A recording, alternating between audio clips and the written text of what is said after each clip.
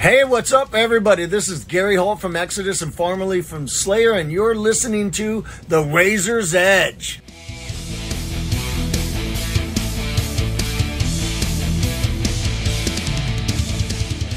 It's Kat from The Razor's Edge, and I'm here at Bloodstock on a very early Saturday morning with Rachel. Hi Rachel, how are you? I'm very well, thank you. Looking forward to the day. Definitely. So for those people who aren't aware of your role with the festival, you just explain it a little bit for them.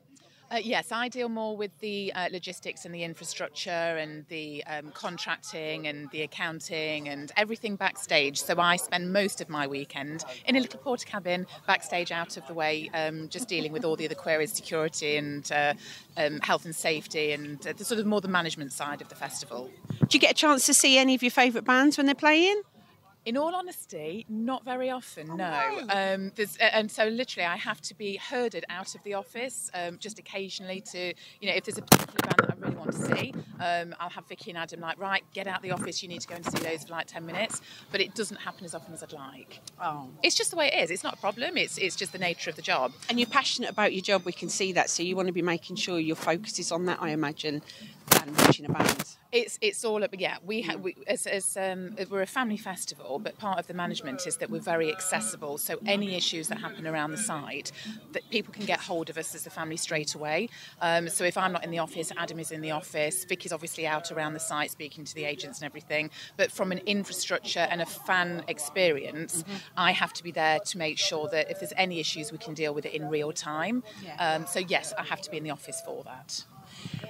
I wanted to talk a bit about putting the festival together, because obviously you have people that think you just book up a couple of bands, throw a few toilets up, jobs are good and yeah.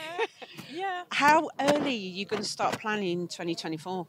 We're already doing it. So we take away the experiences from this year and then put that into the planning for next year. So the team that we have around us at the moment, we are going to be working with next year. So literally, as soon as this year's festival's out of the way, we do a big debrief. We go through every single department to find out, okay, what worked well, what different, how can we improve? So it's always for us a work in progress. So we get onto the planning for next year as soon as this year's festival's out of the way.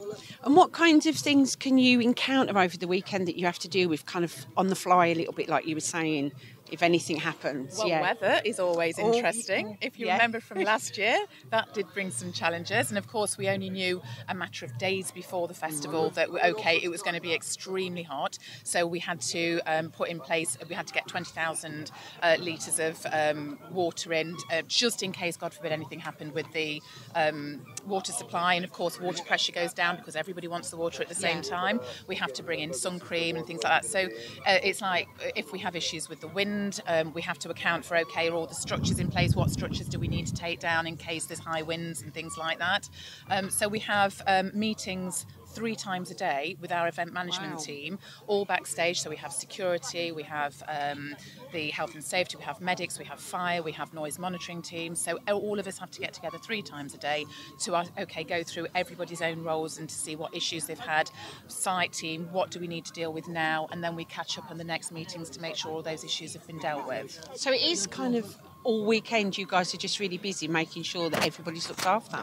Yeah, it's constant. I mean, the safety of everybody on site, when you've got 20,000 people in one place, in the middle of a field with temporary structures, it's imperative that, everybody is safe, everybody's looked after. We have issues of people, that might feel unwell, that need to get sent home. And so it's just really making sure everybody's having the best weekend in a very safe, comfortable environment.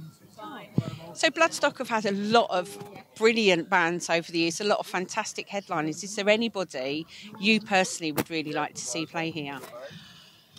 To be fair, I've had my hit list of bands already play. I absolutely adore Devin Townsend. He's actually played the festival. I'm absolutely gutted that we've lost Halloween this year. So we're hoping to get Halloween back because they've not played for a while. So there's a lot of bands that have played over the years, but I do remember that Devin Townsend was one where they said, right, Rachel, get up on stage now, you need to watch this. I did. Yeah, I did get to do that, yeah. So finally, when you're in your porta cabin and not seeing bands, what kind of stuff are you listening to at the moment? When I'm in my porta cabin, I'm not listening to anything. I'm just not able to. Yeah. There's one band this weekend that I've really wanted to see, and as I'm stood here talking to you now, I don't even know what day we're on. So it's a band called, and I really hope I'm pronouncing this right, Uhai. Yeah. And I really do want to see them. So that for me is the band. I just love that Mongolian. Sort of like, they're going to be metal. Interesting, definitely. Yeah. And it's something different, which is what you guys are good at. It's giving us something a little bit different, isn't it? Yeah, definitely. Well, we had Bloody Wood last year, and I was just like front and centre. They were amazing, and then I saw them at actually Download this year, and again, incredible. So I don't get to see many, but yeah, it's those kind of ones that are a little bit more off the wall that I'm looking forward to.